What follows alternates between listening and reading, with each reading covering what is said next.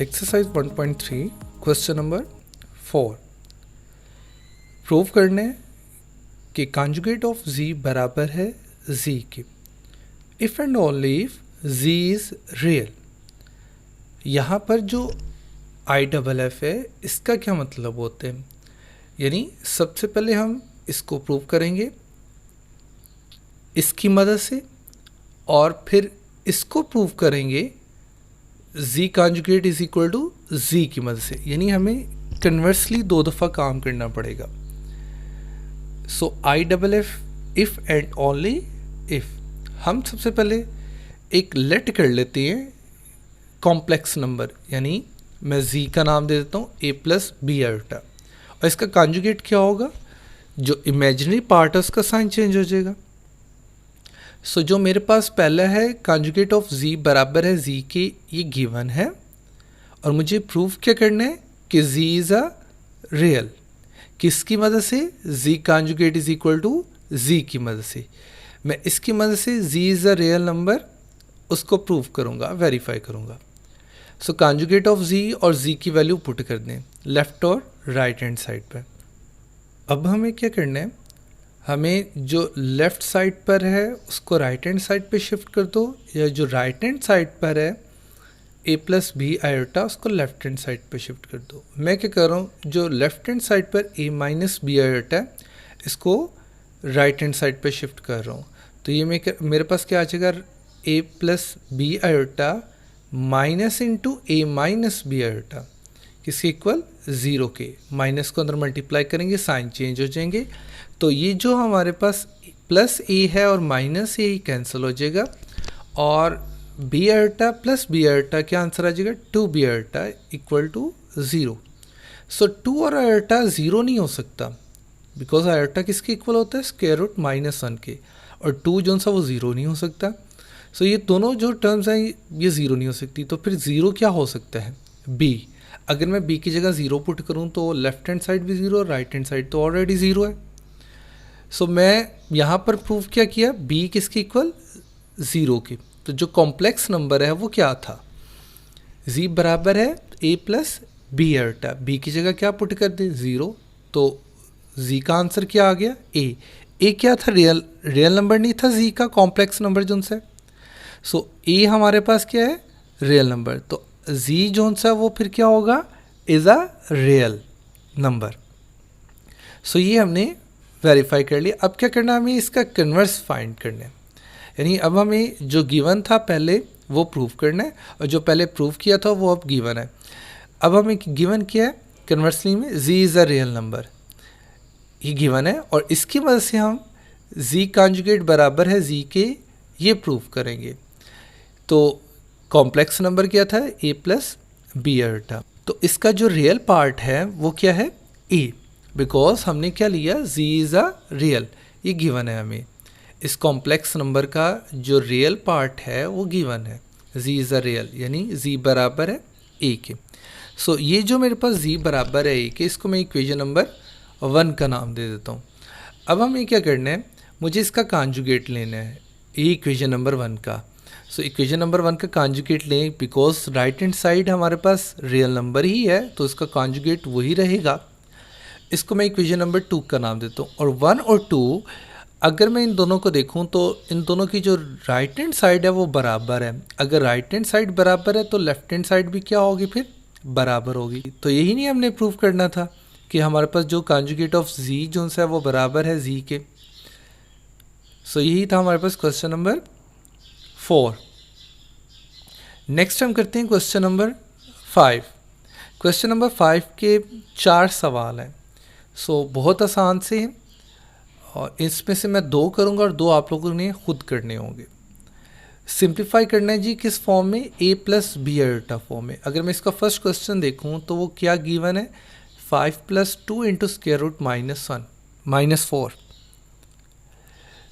तो मुझे इसको a plus b iota form में कन्वर्ट करना है। तो ये क्या लिखूंगा, मैं 4 को सेपरेट कर रहा हूँ, -1 को सेपरेट कर रहा हूँ, यानी स्क्वायर रूट 4 और स्क्वायर रूट -1 दोनों को सेपरेट कर दें। सो ये हमने दोनों को सेपरेट कर दिया। आप जानते हैं स्क्वायर रूट 4 जो सा वो क्या होता है, 2 होता है, 2 से मल्टीप्लाई 4, और ये जो स्क्वायर रूट -1 है वो किसके इक्वल आएगा, आयोटा के। सो क्या आंसर आ गया, 5 + 4 आयोटा। सो यही हमने a + b आयोटा फॉर्म में कन्वर्ट करना था। इसका एक और क्वेश्चन करते हैं, क्वेश्चन नंबर 3 कर लेते हैं।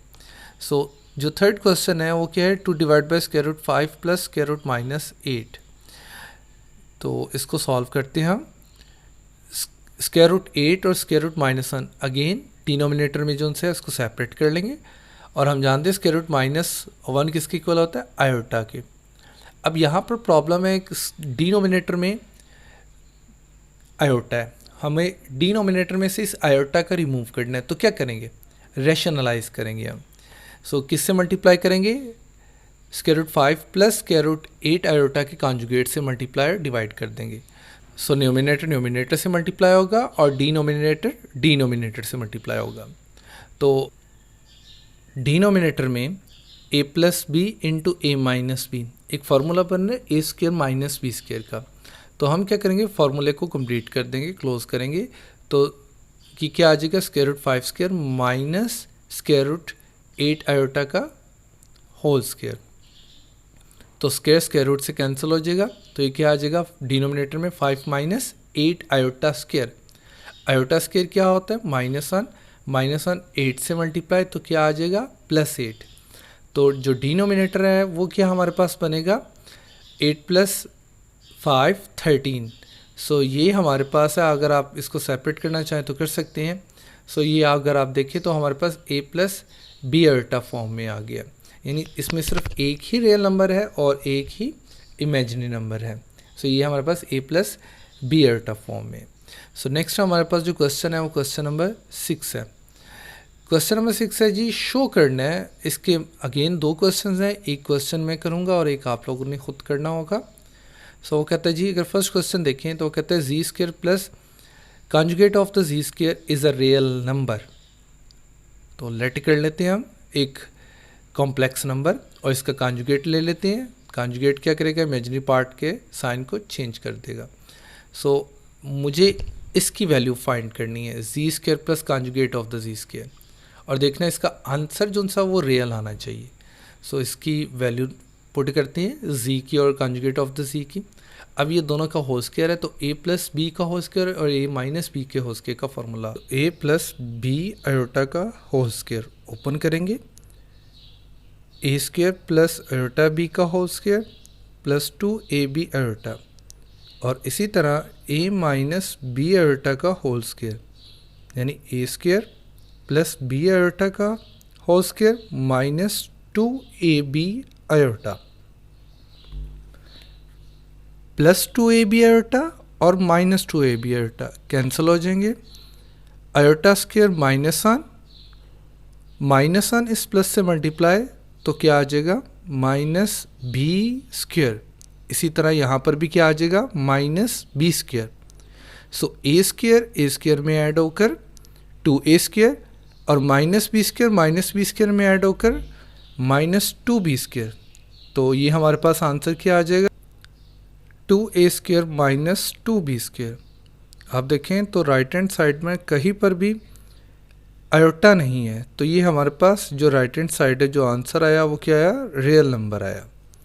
ये था क्वेश्चन नंबर 6 का फर्स्ट क्वेश्चन। अब हम डिस्कस करते हैं कॉम्प्लेक्स नंबर को जो कार्टेशियन फॉर्म में हो उसको पोलर फॉर्म में कन्वर्ट कैसे किए जा सकते हैं, और पोलर फॉर्म होती क्या है। सो अगर आप देखें तो ये हमारे पास एक ग्राफ है जिसमें जो नंबर है, जो पॉइंट है हमारे पास x और y, उसको कॉम्प्लेक्स फॉर्म में लिखें तो वो किस तरह लिखा जा सकता है, x + y आयोटा। x क्या है, x एक्सिस के अलॉन्ग डिस्टेंस है, और y क्या है, y एक्सिस के अलॉन्ग डिस्टेंस है। तो ओरिजिन से इस पॉइंट P तक का जो डिस्टेंस है वो क्या है, √x² + y²। इसको मैं r से रिप्रेजेंट कर रहा हूँ, और हम जानते हैं ये ओरिजिन से इस पॉइंट तक का जो डिस्टेंस होता है वो क्या कहलाता है, मॉडुलो कहलाता है। इसकी हमने डेफिनेशन भी पढ़ी थी मॉडुलो की। सो ये हमारे पास मॉडुलो है जिसको r से रिप्रेजेंट किया है। यहाँ पर x, अगर दोनों के दरमियान में जो एक्स एक्सिस है और जो हमारे पास वेक्टर है उसके दरमियान में अगर एंगल थीटा है तो एक्स किसके इक्वल होगा, आर कॉस ऑफ थीटा के, और वाई किसके इक्वल होगा, आर साइन ऑफ थीटा के। तो ये जो हमारे पास कॉम्प्लेक्स नंबर है एक्स प्लस वाई आयोटा, इसको हम किस फॉर्म में लिख सकते हैं, अगर इसकी वैल्यू पुट करें तो ये क्या आ जाएगा, एक्स की जगह आर कॉस ऑफ थीटा और वाई की जगह आर साइन ऑफ थीटा। आप देखें राइट हैंड साइड पर क्या है, आर कॉमन है, तो आर कॉमन लिया तो ये जो हमारे पास फॉर्म बनी ये कॉम्प्लेक्स फॉर्म है, पोलर कॉम्प्लेक्स फॉर्म। तो कार्टेशियन को अगर पोलर फॉर्म में कन्वर्ट करना हो तो इसी फार्मूले के यूज़ करते हुए हम कार्टेशियन को पोलर फॉर्म में कन्वर्ट करेंगे। सो यहाँ पर दो चीज़ें हैं, एक तो आर की वैल्यू और दूसरा एंगल थीटा। सो आर हम जानते हैं, जैसा कि हमने अभी पढ़ा कि आर क्या होता है, मॉडुलो होता है, जिसकी वैल्यू जिसका फार्मूला क्या होता है, square root x square plus y square. और जो एंगल है अगर आप देखें तो इस डायग्राम में हमारे पास एक राइट एंगल ट्राइंगल है, तो इस राइट एंगल ट्राइंगल को यूज़ करते हुए हम एंगल फाइंड कर सकते हैं, जैसा कि टेंजेंट थीटा किसके बराबर होता है, वाई ओवर एक्स के। तो टेंजेंट उधर जाकर हमारे पास थीटा किसके इक्वल आ जाएगा, tangent inverse of y over x. तो यहाँ पर एंगल हमारे पास यानी थीटा किसके इक्वल आ गया, tangent inverse of y over x.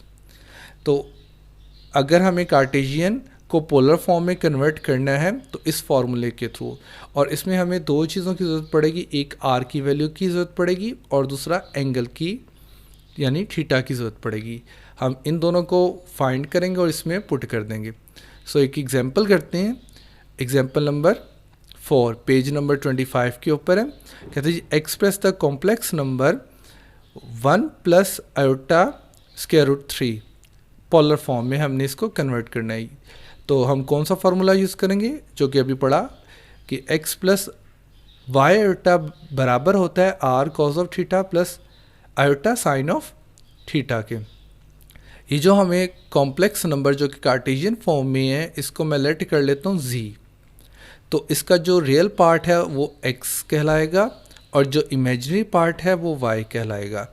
अब हम x और y की वैल्यू को यूज़ करते हुए r की वैल्यू को फाइंड कर सकते हैं। r का फार्मूला हमारे पास क्या है, square root x square plus y square. इसमें अगर वैल्यूज़ पुट करें तो r की हमारे पास वैल्यू क्या आ जाएगी, स्क्वायर रूट 1 प्लस 3 यानी 2 आ जाएगा। स्क्वायर रूट 4 किसके इक्वल होता है, 2 के। तो r की वैल्यू हमारे पास आ गई। अब हमने एंगल फाइंड करना है यानी थीटा की वैल्यू फाइंड करनी है। तो x और y की वैल्यू पुट कर दें इसमें, तो ये हमारे पास क्या आ जाएगा, थीटा बराबर है tangent inverse of square root 3। तो अगर हम देखें तो टेंजेंट 60 डिग्री किसके इक्वल होता है, स्क्वायर रूट 3 के। तो फिर यहाँ पर हमारे पास जो थीटा है वो किसके इक्वल होना चाहिए, 60 डिग्री के। तो थीटा किसके इक्वल होगा, 60 डिग्री के। तो ये एंगल आ गया और यहाँ पर हमारे पास आर की वैल्यू आ गई। हम इन दोनों को यूज़ करेंगे और इस फार्मूले में पुट करेंगे। फार्मूला क्या था, z बराबर है r cos of theta plus iota sine of theta. इसमें वैल्यूज़ पुट कर दें। सो ये हमारे पास है पोलर फॉर्म। अगर कॉम्प्लेक्स नंबर दिया हो कार्टेशियन फॉर्म में तो उसको पोलर फॉर्म में जब कन्वर्ट करते हैं तो यही फार्मूले के थ्रू हम इसी फार्मूले के थ्रू कन्वर्ट कर सकते हैं।